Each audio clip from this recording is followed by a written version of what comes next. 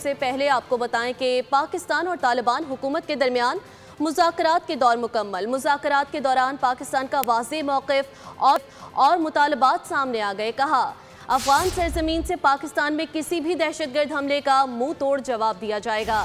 افغانستان سے سرگرم دہشت گرد گروپوں کے خلاف قابل تصدیق کارروائی کی۔ مذاکرات کا مشترکہ اعلامیہ جلد جاری کیا جائے گا۔ مذاکرات کا اگلا دورہ آج ہوگا۔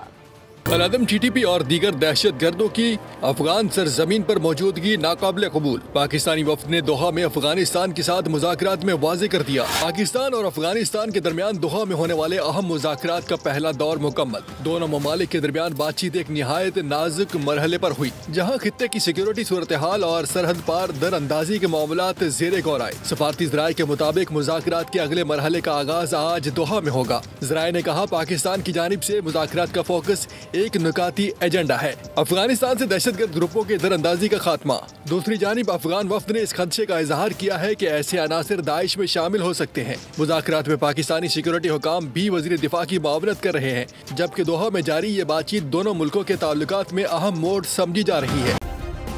سبسکرائب کریں اور بیل دبائیں تاکہ کوئی خبر رہ نہ جائے۔